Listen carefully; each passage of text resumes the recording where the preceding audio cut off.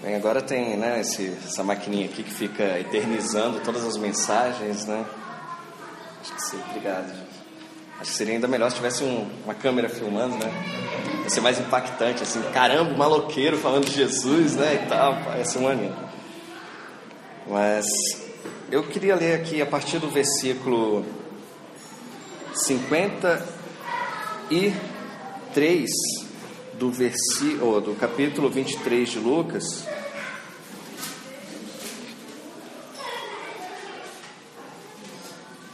Depois, no capítulo 24,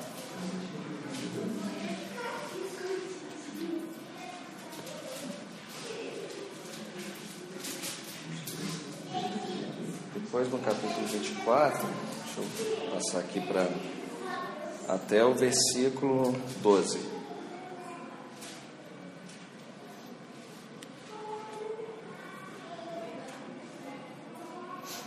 O Rodrigo já falou sobre esse texto que a gente vai começar lendo, né? 53, por favor. Isso.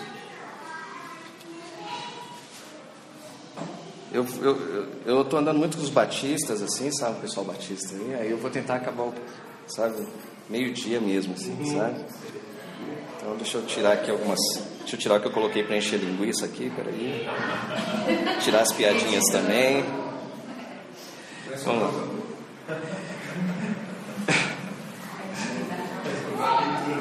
Então, vou ler aqui então. Então desceu-o, envolvendo num lençol de linho, e o colocou num sepulcro cavado na rocha, no qual ninguém ainda fora colocado. Ele está falando de José de Arimateia, né, que pediu a Pilatos o corpo de Jesus. Era o dia da preparação e estava para começar o sábado. As mulheres que haviam acompanhado Jesus desde a Galiléia seguiram José e viram o sepulcro e como o corpo de Jesus fora colocado nele. Então foram para casa e prepararam perfumes e especiarias aromáticas e descansaram no sábado em obediência ao mandamento. Capítulo 24. No primeiro dia da semana, de manhã bem cedo, as mulheres tomaram as especiarias aromáticas que haviam preparado e foram ao sepulcro. Encontraram removida a pedra do sepulcro, mas quando entraram, não encontraram o corpo do Senhor Jesus. Ficaram perplexas, sem saber o que fazer. De repente, 2 homens com roupas que brilhavam como a luz do sol colocaram-se ao lado delas. Amedrontadas, as mulheres baixaram o rosto para o chão e os homens lhes disseram: por que vocês estão procurando entre os mortos aquele que vive? Ele não está aqui, ressuscitou. Lembrem-se do que ele lhes disse quando ainda estava com vocês na Galiléia. É necessário que o Filho do Homem seja entregue nas mãos de homens pecadores, seja crucificado e ressuscite no 3º dia. Então se lembraram das suas palavras. Quando voltaram do sepulcro, elas contaram todas essas coisas aos 11 e a todos os outros. As que contaram essas coisas aos apóstolos foram Maria Madalena, Joana e Maria, mãe de Tiago, e as outras que estavam com elas. Mas eles não acreditaram nas mulheres. As palavras delas lhes pareciam loucura. Pedro, todavia, levantou-se e correu ao sepulcro. Abaixando-se, viu as faixas de linho e mais nada. Afastou-se e voltou admirado com o que acontecera.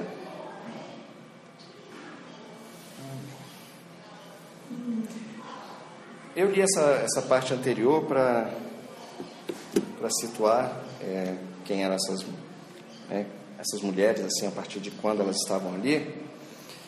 Mas eu queria chamar a atenção para algumas coisas aqui, começando pelo fato de que grande parte das pessoas que acompanhavam o ministério de Jesus faziam isso pela expectativa de restauração da glória de Israel. Mas existem algumas pessoas que, embora também tivessem essa expectativa, andavam com Jesus porque desenvolveram laços profundos, laços mais fortes, mais íntimos, profundos de amizade com Ele. Eu não quero dizer que as pessoas do primeiro caso não tenham criado vínculos afetivos com Jesus, também criaram. Mas o foco delas era naquilo, sabe, na obra que Jesus ia fazer, na restauração que Jesus ia trazer para Israel, erguer novamente aquela nação poderosa que foi um dia Israel. Já no segundo caso, nós tínhamos algumas pessoas que pareciam ter se apaixonado por Jesus, sabe? Que se apegaram a Ele pelo que Ele era mesmo, pelo Jesus amigo. E independente do que fosse acontecer adiante, elas estavam ali, sabe? Mas parecia que elas não se importavam muito com o que ia acontecer para frente. Eu quero agora, o Jesus agora, já está bom demais Jesus agora, sabe? O meu amigo, o que eu estou tendo dele agora, sabe? E sim, elas tinham a expectativa de restauração de Israel também, e talvez estivessem até mais próximos de perceberem a grandiosidade de Jesus e de tudo que Ele estava realizando ali, né, no ministério dele. Mas em primeiro plano não estava a obra de Jesus em si, e sim o carinho, a devoção pelo que Jesus significava nos momentos de intimidade. Após a morte de Jesus, cada um foi para sua casa, né? Os discípulos, os apóstolos foram para suas casas lamentar o que tinha acontecido, lamentar as perdas, curtir uma fossa, foram pensar em como retomariam suas vidas. Afinal de contas, muitos deles tinham abandonado tudo o que tinham para seguir Jesus, tinham atendido para atender o chamado de Jesus, né? Para viver aquele momento revolucionário da história de Israel. E de repente o plano falhou, a revolução falhou, Jesus morreu e não tinha mais nada. Não tinha mais nada. Tudo aquilo, eles tinham abandonado tudo para seguir aquilo, e aquilo que eles tinham colocado como prioridade na vida deles já não existia mais. Provavelmente alguns estavam até próximos do desespero, né? Enfim, encarar a sociedade após um fracasso como esse não devia ser fácil para eles. Não dá para negar que tinha sido tudo incrivelmente maravilhoso. Tudo que eles tinham vivido tinha sido incrivelmente maravilhoso. Mas agora era hora de olhar para si, reconstruir suas vidas, refazer. O sonho acabou, essa coisa toda. Mas havia um grupinho que o foco não estava nisso. Ainda não estava nisso. Eles ainda estavam respirando a perda do amigo, sabe? Estavam preocupados em cuidar do que restou do amigo. Estavam preocupados em dar a ele um sepultamento mais digno, honrado. E isso em gratidão a tudo que ele tinha representado para eles, a amizade que Jesus tinha tido com eles. E dentro desse grupinho estava José de Arimateia. Enquanto todos foram para casa, ele morreu mesmo. O pessoal olhava para a coisa, morreu. Último suspiro, acabou mesmo, certeza? Acabou. Então vamos para casa, vai fazer o quê? José de Arimateia parece que tinha um carinho especial. Não vou deixar ele aí. A Bíblia fala que ele acreditava no reino de Deus, né? Que ele esperava o reino de Deus, esse reino que Jesus veio trazer. Então parece que ele ia um pouco além do Jesus revolucionário que veio, sabe, restaurar Israel. Parece que ele tinha entendido um pouquinho mais. Ele falou, eu quero cuidar do corpo de Jesus. Você me dá o corpo, Pilatos? Então, foi lá, cuidou do corpo de Jesus, tal. Comprou uns linhos, e tal. Ele era rico, tinha dinheiro. Era membro do Sinédrio, né? E tinha influência. E a Bíblia diz que ele era um dos poucos, ou se não o único, que não fazia parte do conchavo ali para matar Jesus. E ele tinha esse carinho especial por Jesus, sabe? Queria ver aquele último momento, não. Além dele, tinha essas mulheres, que a Bíblia relata como sendo Maria, algumas Marias, né? Maria Madalena. Algumas pessoas dizem que era Maria, que havia uma Maria que era tia de Jesus. Outras pessoas dizem que era a própria mãe de Jesus. Enfim, isso aí eu não vou nem entrar nesse mérito, não. Pode ser também da mãe do Tiago que foi irmão da espada, né? Então, pois é porque é porque na verdade quando vão para Jesus falar, né, a tua mãe e teus irmãos estão aí, falavam que, né, assim, que era Maria, então, e aqui fala, tinha o Tiago e José, né, assim, e aí então Tiago, José e tal, então assim, enfim, aqui estão os mesmos irmãos, mas enfim, esse não, nem é o foco da mensagem aqui, mas essas mulheres, elas voltaram para cuidar também de Jesus. Elas acompanharam, elas eram apaixonadas por Jesus, sabe? Elas viram elas queriam acompanhar, seguir Jesus, sabe? Não, eu quero ver o que está acontecendo com ele. Até o momento que José de Arimateia colocou ele lá, elas acompanharam, viram, sabe? Ele colocando, ele fechando a pedra. E foram para casa, não foram pensar como é que eu vou retomar minha vida e tal. Não. Nós vamos, preparar especiarias, coisas e tal, para embalsamar o corpo, para, cuidar do corpo de Jesus. Já pensando, normalmente a gente não pode fazer isso, porque no dia seguinte seria sábado, mas domingo de manhã a gente vai estar lá. E foram o que elas fizeram. Sabe?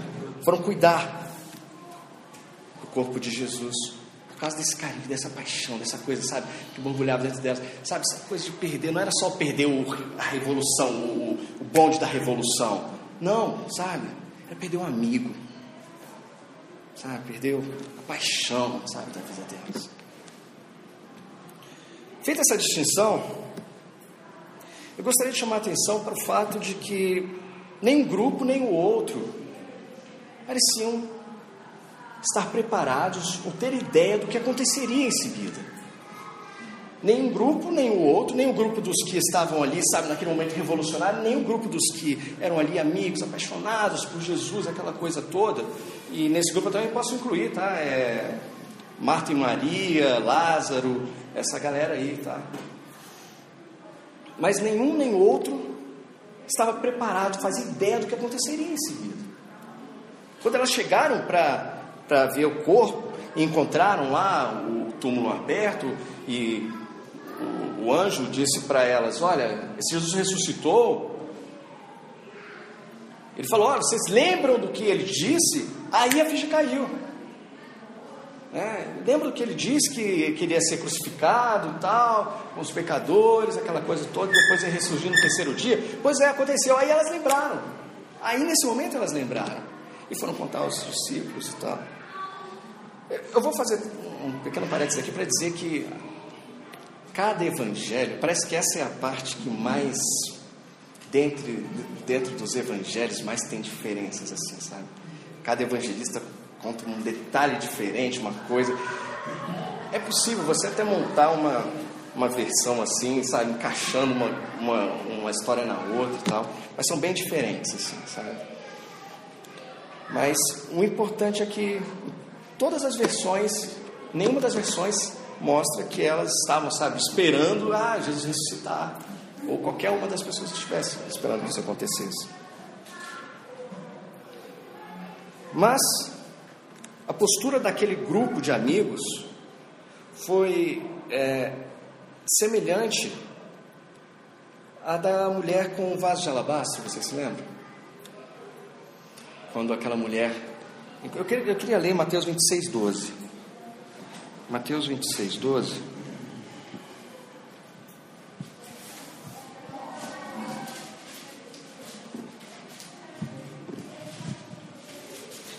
Diz assim, contando a história da mulher com vaso de alabastro, né, e tal. Ao derramar sobre o meu corpo, olha o que Jesus fala, né? Esse bálsamo, ela o fez como que preparando-me para o sepultamento. Parece meio profético isso, né? Parecia, né? Assim, quer dizer, meio não, né? Totalmente profético. Né? Ao derramar sobre o meu corpo esse bálsamo, ela o fez como que preparando-me para o sepultamento. que foi exatamente o que aquelas mulheres foram fazer no domingo de manhã. Preparar o corpo de Jesus para o sepultamento.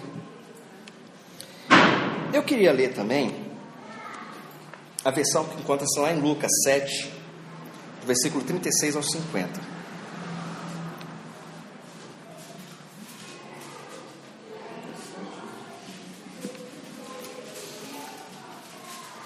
Eu vou começar a ler aqui, é um texto um pouco longo, vou ler rapidinho. Tendo sido convidado por um dos fariseus para jantar, Jesus foi à casa dele e reclinou-se, como era o costume, junto à mesa.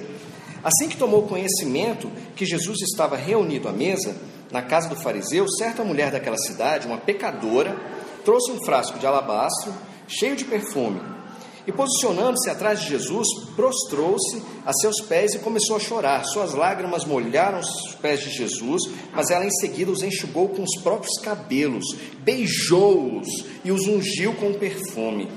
Diante de tal cena, o fariseu que o havia convidado falou consigo mesmo: se este homem fora de fato profeta, bem saberia quem nele está tocando e que espécie de mulher ela é, uma pecadora. Então voltou-se Jesus para o fariseu e lhe propôs: Simão, tenho algo para dizer-te. Ao que ele aqueceu: sim, mestre, diz-me. 2 homens deviam a certo credor, um lhe devia 500 denários e o outro 50. Nenhum dos dois tinha com o que pagar, por isso o credor decidiu perdoar a dívida de ambos. Qual deles o amará mais? Replicou-lhe Simão: imagino que aquele a quem foi perdoada a dívida maior. Ao que Jesus o congratulou: julgaste acertadamente. Então virou-se em direção à mulher e declarou a Simão: vês esta mulher? Entrei em tua casa e não me trouxeste água para lavar os pés, como é o costume. Esta, porém, molhou os meus pés com suas lágrimas e os enxugou com os próprios cabelos. Da mesma maneira, tu não me saudaste com um beijo na face, como é tradicional.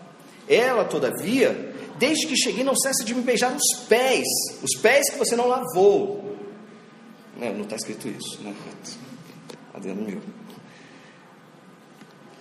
E mais, tu não me ungiste a cabeça com óleo, como era de se esperar, mas esta mulher com puro bálsamo ungiu os meus pés. Por tudo isso te asseguro, o grande amor por ela demonstrado prova que seus muitos pecados já foram todos perdoados. Mas onde há necessidade de pouco perdão, pouco amor é revelado. Em seguida Jesus afirmou à mulher: perdoados estão todos os teus pecados. Então os demais convidados começaram a comentar: quem é este que pode até perdoar pecados? E Jesus revela à mulher: a tua fé te salvou, vai-te em permanente paz.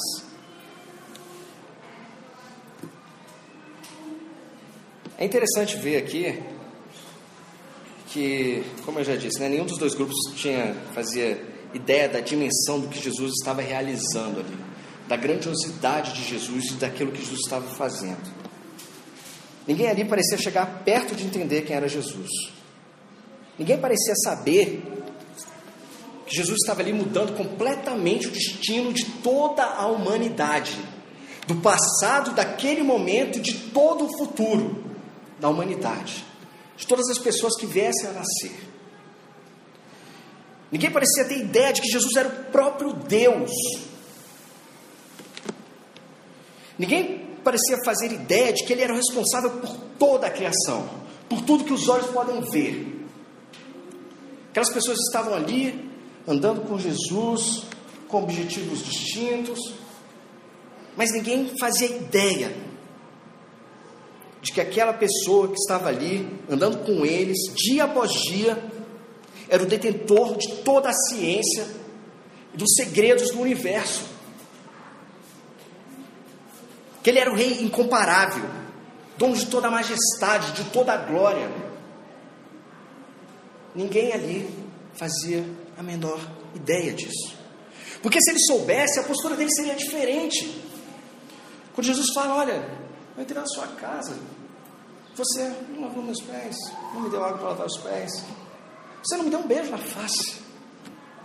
Sabe, se aquelas pessoas fizessem ideia, cara, cada lugar que Jesus chegasse, as pessoas agarrariam Jesus, sabe, abraçariam Jesus, beijariam Jesus, sabe, ficariam, eu não sei, sabe, a reação seria provavelmente de histerismo, sabe, Seria uma coisa louca. Imagina se cada pessoa ali tivesse ideia do que Jesus é, de que Ele é o grande eu sou, desde lá de Moisés, desde o Éden, sabe? Ele é o ômega também, lá do Apocalipse.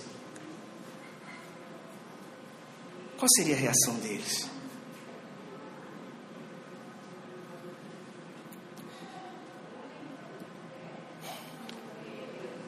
Seriam diversos, mas em nenhum momento seriam indiferentes à presença de Jesus. Não é verdade? E eu estive pensando, estava conversando com a Lu ontem, tá? Se nós tivéssemos a possibilidade de voltar no tempo, tivéssemos uma máquina do tempo, sabe? E voltássemos lá, para aquele momento, para o exato momento em que Jesus esteve aqui, tivéssemos a oportunidade de passar um dia, uma semana, sabe? Um dia que fosse, uma hora que fosse, ali, sabe? Você procurava, sabia exatamente onde Jesus ia estar naquele momento, ia lá e tal. De repente você olha e vê, sabia exatamente quem era Jesus. Aquele é Jesus. Você sabe, sabendo as coisas que você sabe hoje a respeito desse grande Jesus, desse Deus, sabe? Você consegue imaginar, você consegue fechar seus olhos e se imaginar nessa situação, se deparando com esse Jesus, sabe? Que mudou toda a história, que é o Deus criador de tudo que você consegue ver, que é o Deus soberano sobre todo o universo. Você estaria de frente com Ele. Você consegue fazer ideia de qual seria a sua reação? Você é apaixonado por Jesus? Você ama a Jesus? Você está interessado só nos ideais revolucionários? Ou você ficaria, sabe? Eu não sei, eu tentei imaginar. Eu não sei qual seria a minha reação. Eu tentei imaginar. Mas só de pensar nisso, as lágrimas me veio aos olhos. Me vieram aos olhos, sabe? As lágrimas. Então, uma coisa eu tenho quase certeza, eu choraria. Nossa, mas como eu choraria. Eu choraria, acho que a minha primeira reação talvez assim, sabe, seria chorar, seria me desidratar em lágrimas, sabe? E daí pra frente eu já não sei. Eu acho que eu agarraria Jesus. Eu acho que eu, sabe, faria um ato de loucura, agarraria, sabe, pegaria nas pernas dele assim, ficaria grudado ali, sabe? Seria uma coisa assim. Mas eu não ficaria indiferente. Eu tenho certeza que ninguém aqui ficaria indiferente. Sabe qual é a diferença entre grandes homens da história e Jesus? Se Jesus, Mahatma Gandhi, por exemplo, uma pessoa admirável, sabe, ler os ensinamentos dele e tal, ensinamentos de pacificidade, é muito bom, é legal, é bom conhecer, sabe, os ensinamentos de Mahatma Gandhi, ver a obra da Madre Teresa de Calcutá, e entre grandes outras personalidades aí na história. E você pode ver uma ideologia a partir disso. A diferença é que eles morreram e continuaram mortos. Jesus ressuscitou. Jesus não é apenas uma grande personalidade da história, por isso. Mas se você não faz ideia do motivo, quer dizer, dos benefícios dele ter ressuscitado, talvez ele seja só uma grande personalidade da história para você. E eu temo, porque quando eu olho para a minha vida, eu vejo que em muitos momentos da minha vida eu sou indiferente à presença de Jesus. Porque Jesus ressuscitou para que hoje nós pudéssemos ser amigos. Jesus ressuscitou para estar conosco aqui hoje. Jesus ressuscitou como Emanuel, o Deus conosco, o Deus que está presente no nosso dia a dia. E cada momento em que você para pensar, onde está Jesus agora? se você não tem a consciência de que Ele está aqui hoje, isso é triste. Ele é só um personagem da história. É muito legal, muito bacana, é legal. Poxa, vai ser demais você viver pelos ensinamentos dele. Mas Jesus quer mais.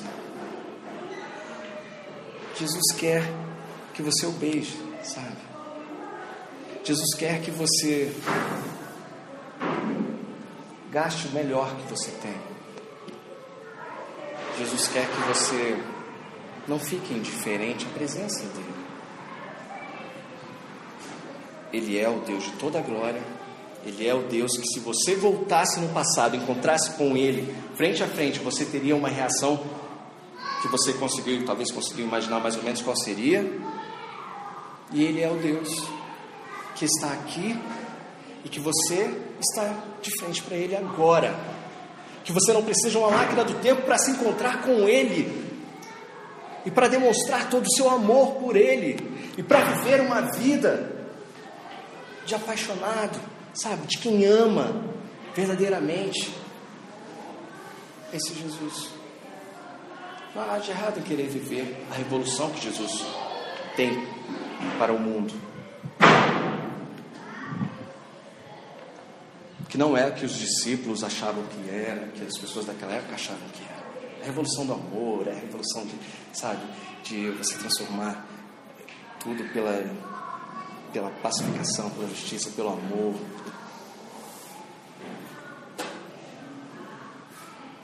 Mas Ele quer relacionamento, Ele quer amigos. Não vos chamo mais servos, né? Vos chamo amigos. E é isso que eu acredito que Jesus espera de nós, sabe? Eu confesso que ainda assim eu queria ter uma máquina do tempo para voltar naquele tempo, sabe? Eu queria.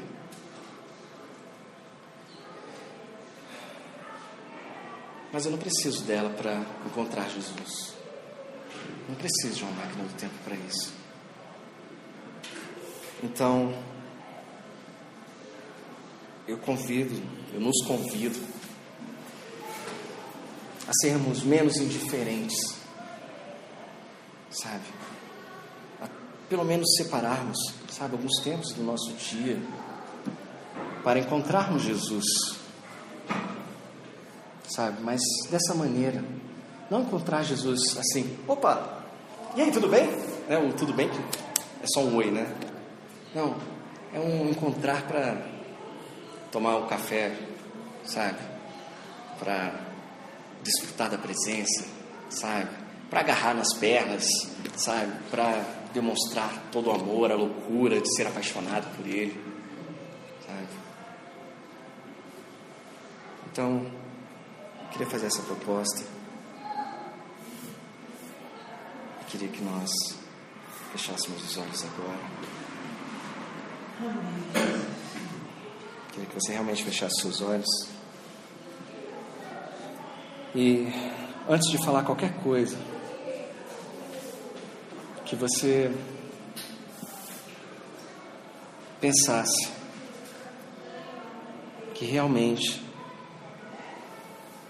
esse Jesus está aqui. Que esse Jesus realmente está aqui. Senhor, eu quero te pedir perdão, Deus, por todas as vezes em que o Senhor entrou na minha casa, participou da minha vida, e eu sequer trouxe água para lavar os teus pés. Por todas as vezes, Senhor, em que eu tive a oportunidade de fazê-lo e não beijei a tua face, Senhor. Senhor, eu quero te pedir perdão por tantas e tantas vezes, Senhor, no meu dia a dia, no decorrer de um ano inteiro, eu ignorei a tua presença, Senhor. Eu fui indiferente, Deus. Senhor, Eu quero te pedir perdão, Senhor, por não ter consciência até hoje, mesmo depois de tudo que o Senhor fez na minha vida, por não ter consciência de quem é o Senhor, da tua grandiosidade, da tua majestade, do teu poder, da tua glória, do tamanho do teu amor que me abraçou, que me redimiu, que me resgatou, que me tirou da vida de pecador, condenado, para uma vida de filho, herdeiro, amigo. Senhor, obrigado, Deus, obrigado, porque o Senhor ressuscitou. Obrigado, Senhor, porque quando o Senhor ressuscitou, a humanidade inteira ressuscitou com o Senhor. Obrigado, Senhor. Obrigado, Senhor, porque a minha vida pode ressuscitar hoje. Cada área da minha vida pode ressuscitar hoje.